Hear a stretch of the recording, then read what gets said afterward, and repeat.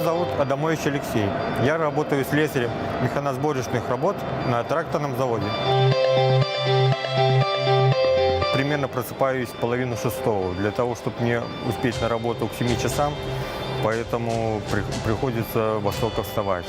Получаю от мастера задание, ну и приступаю к работе. Я работаю в цехе опытного производства, и у нас в цеху изготавливаются всевозможные детали к новым моделям тракторов, начиная от кабины, заканчивая какими-то простыми кронштейнами. Каждый раз, каждый день работа новая.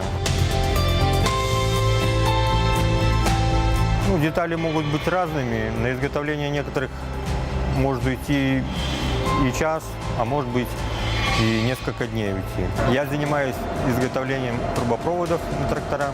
И один раз на электротрактор пришлось изготавливать трубу необычной формы, и она была сложная, более 3 метров. И поэтому пришлось даже для того, чтобы ее согнуть, станок переставлять. Трубы являются одной из важных деталей трактора. Кабина состоит из труб. Всевозможные маслопроводы, пневмопроводы. Трубы бывают разные, круглые, квадратного сечения, профильные трубы. У каждой трубы есть свое назначение, свой способ изготовления. Ну и работа с ними надо по-разному.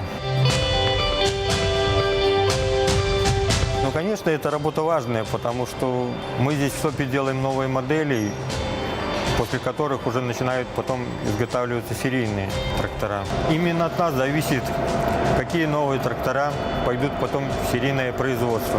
Чтобы работать по моей специальности, человек должен иметь пространственное мышление, уметь читать чертежи, быть внимательным. Я люблю свою работу, потому что она делает утро моей страны добрым.